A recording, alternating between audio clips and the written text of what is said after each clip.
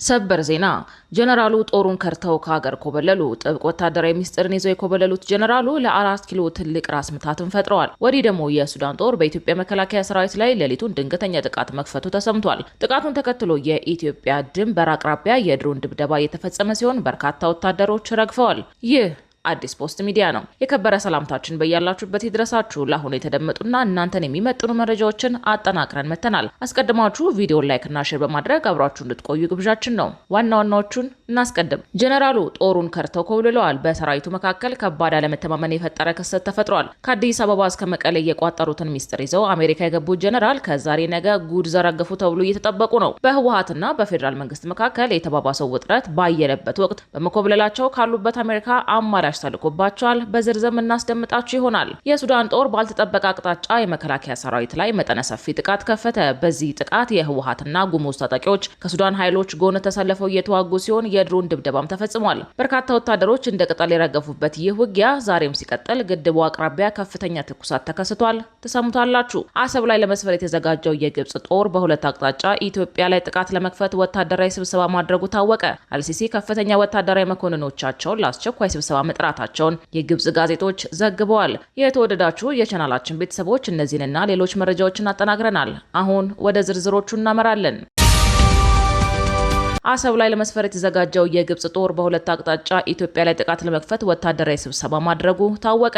አልሲሲ ከፍተኛ ወታደራዊ መኮንኖቻቸው ለአስቸኳይ ስብሰባ መጥራታቸውን የግብጽ ጋዜጦች ዘግበዋል። በደቡብ ሱዳን ግዛት ከታላቁ የኢትዮጵያ ህዳሴ ግድብ በቅርብ ርቀት ሰፍሮ የቆየውና ከ260 በላይ ወታደሮችና ባለሙያዎችን የያዘው የግብጽ ጦር ካምፕ በአስቸኳይ እንዲዘጋ የደቡብ ሱዳን መንግስት ባለፈው ወር መወሰኑ ይታወሳል። ይህንን ተከትሎ የግብጹ ፕሬዝዳንት አብዱል ፈታህ አልሲሲ ከከፍተኛ ጀነራሎቻቸውና ከደህንነት ሹሞቻቸው ጋር አስቸኳይ ስብሰባ ማድረጋቸውን የሚገልጹ ሪፖርቶች ወጥተዋል። እንደ አረቡ ዓለም መገናኛ ብዙሃን ዘገባ ፕሬዝዳንቱና የጦር መሪዎቻቸው እነዚህን ተከታታይ ስብሰባዎች ያደረጉት ባለፈው ግንቦት ወር መጀመሪያ ቀናት ላይ ነው። ዘግይተው የወጡ መረጃዎች እንደሚያመለክቱት ግብጽ በደቡብ ሱዳን ውሳኔ ብትበሳጭም ይፋዊ ተቃውሞ ማሰማት ወይም ወታደራዊና ፖለቲካዊ ዛቻዎችን መሰንዘር ሊያስከትል የሚችለውን ዲፕሎማሲያዊ ትርፍና ኪሳራ በስብሰባው ላይ መዝነዋል። በመሆኑም ከደቡብ ሱዳን ጋር ግጭት ውስጥ መግባት ግብጽ በአባይ ተፋሰስ ደቡባዊ ክፍል ያላትን ዲፕሎማሲያዊ ተሰሚነት ሙሉ በሙሉ ሊያጠፋው እንደሚችል ከስምምነት ላይ ተደርሷል። በዚህ ምክንያት የደቡብ ሱዳንን ውሳኔ ከመቃወም ይልቅ ትኩረትን ወደ ሌሎች አማራጮች ማዞር እንደሚሻል ተወስኗል።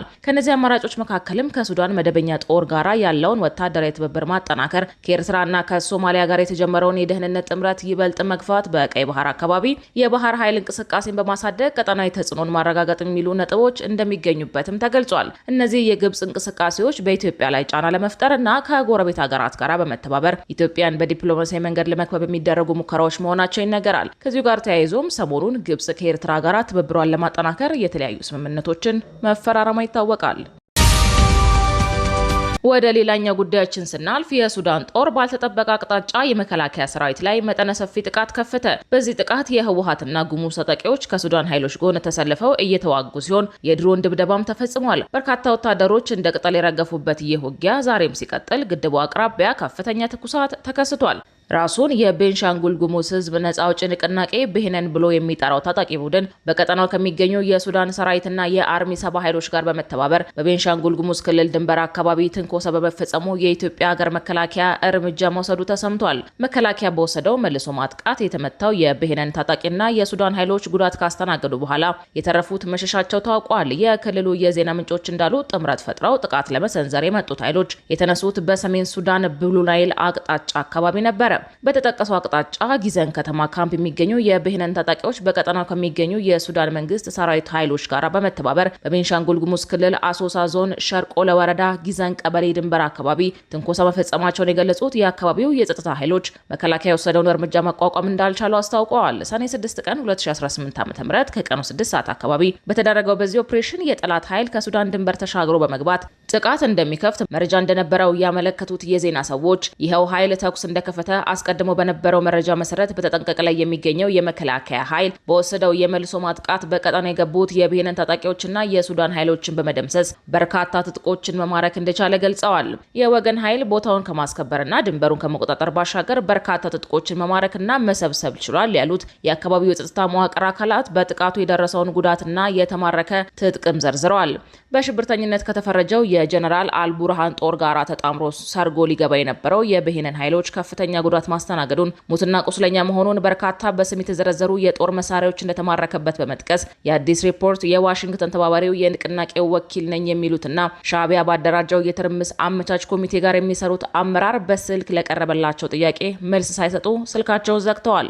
ጥቃት የከፈቱት የሱዳን መንግስት ሰራዊትና የብሄንን ታጣቂዎች ሲሆኑ በዋነኝነት ሆኖ ሲመራ የነበረው ከሳፍ ወታደሮች ጋር በቅጥረኝነት የተሰለፈው የህወሓት ታጣቂ አርሚ 70 እንደነበረ ታውቋል። ከጸጥታ ኃይሎች በተገኘ መረጃ መሰረት ተባብረው የመጡት አካላት የሀገር መከላከያ የተለያዩ ምድብተኞች ባደረጉት የተቀናጀ ኦፕሬሽን እርምጃ ተወስዶባቸዋል። ለጊዜው ቁጥራቸው ያልተገለጹ ሙትና ቁስለኛ ምርኮኛ ሆነዋል። ተተኳሽ ጨምሮ የቡድንና የነፍስ ወከፍ መሳሪያ ተማርኳል።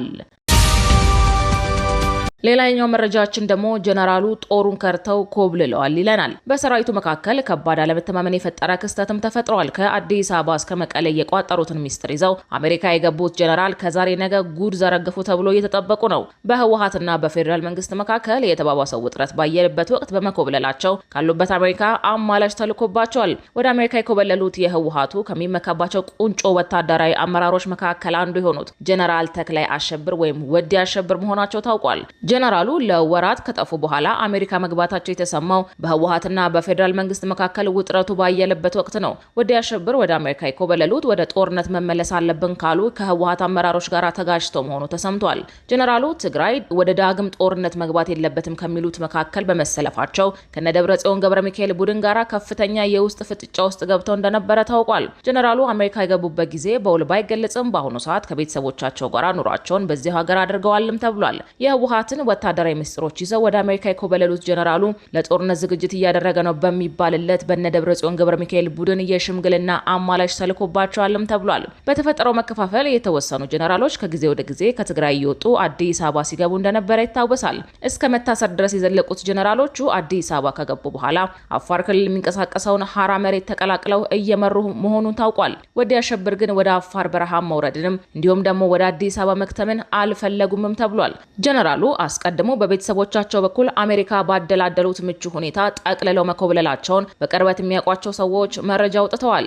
ጀነራሉ ከ2 ዓመት ገደማ በፊት በፕሪቶሪያው ስምምነት ብልጽግናን ብቻውን ፀሐይ ላይ አስጥተነዋል በሚል ንግግራቸው ይታወሳሉ። ጀነራሉ በወቅቱ ያደረጉት ንግግር የፕሪቶሪያው ውል ለኛ ትልቅ እድል ይዞልን የመጣው ትላንት አብረው ሆነው የወጉን ጠላቶቻችን ዛሬ እርስ በርሳቸው እየተዋጉ ነው የሚል ነበር። ህወሓትና የፌዴራል መንግስት በተዋጉበት የ2 ዓመት ጦርነት ከመንግስት ጎን ተሰልፈው የነበሩት የፋኖ ኃይሎችና ሻዕቢያ ዞሮ ጠላት መሆናቸው ለህወሓት ፌሽታ መፍጠሩን በይፋ የተናገሩት እኚሁ ጀነራል ናቸው። በፕሪቶሪያው ስምምነት ማግስት በመንግስትና በፋኖ ታጣቂዎች መካከል ግጭት ተቀስቅሶ ዛሬም ድረስ መቀጠሉ የሚታወቅ ሲሆን የኢትዮ ኤርትራ መካከልም ከፍተኛ ውጥረትም ተፈጥሯል። ትላንት ተሰብስበው ሲወጉን የነበሩት ኃይሎች ከፕሪቶሪያ ውል በኋላ እርስ በርስ እየተዋጉ ነው፣ ሌሎቹ ደግሞ ማዶ ለማዶ ሆነው ተኮራርፈዋል ማለታቸው ይታወሳል። ጀነራሉ በወቅቱ ባደረጉት ንግግር የፕሪቶሪያ ስምምነት ትላልቅ ኃይሎችን ከፋፍሎ በእኛ መሀል የተወሰነም ቢሆን ሰላም እንድናገኝ አቅም እንድናሰባስብና ትንፋሽ እንድንሰበስብ ረድቶናል በማለት የጦርነት ዝግጅቱ የቆየ መሆኑን ጠቁመው ነበረ። ወደ ውጭ መረጃችን ስናልፍ አሜሪካና ሩሲያ ስትራቴጂካዊና አውዳሚ ቦምብ ጣይ የጦር አውሮፕላኖቻቸው በደረሰባቸው አደጋ ወደሙ። የሩሲያና የአሜሪካ አየር ኃይል ንብረት በሆኑ ስትራቴጂካዊ የቦምብ ጣይ አውሮፕላኖች ላይ በተለያዩ አካባቢዎች በመከስከስ በደረሰ አደጋ መውደማቸውን ወታደራዊ ባለስልጣናቶች አስታውቀዋል። የሁለቱም ሀገሮች ከፍተኛና አውዳሚ የሚባል ቦምብ ተሸካሚ የሆነ ንብረታቸውን እንዳጡ ተዘግቧል። የሩሲያው በሳይቤሪያ ሲከሰከስ፣ የአሜሪካው ደግሞ በካሊፎርኒያ ነው። ሩሲያ 4ቱም የበረራ አባሎች የተረፉ ሲሆን አሜሪካ ግን 8 የበረራ አባሎች ሙሉ በሙሉ ሞተዋል። በሩሲያ በኩል አንድ የሀገሪቱ አየር ኃይል ንብረት የሆነው ቱ-22 ኤም3 የረጅም ርቀት ስትራቴጂካዊ የቦምብ ጣይ አውሮፕላን በሳይቤሪያ ኢርኩትስክ ግዛት ውስጥ መከስከሱን የሀገሪቱ መከላከያ ሚኒስቴር አስታውቋል። አውሮፕላኑ አደጋ የደረሰበት መደበኛ የልምድ በረራ እያደረገ በነበረበት ወቅት እንደሆነ የገለጸው የመከላከያ ሚኒስትሩ በአውሮፕላን ውስጥ የነበሩት 4ቱም የበረራ አባላት አውሮፕላኑ መሬት ጋር ከመጋጨቱ በፊት በሰላም ፓራሹት ተጠቅመው መውጣት ችለዋል ብለዋል።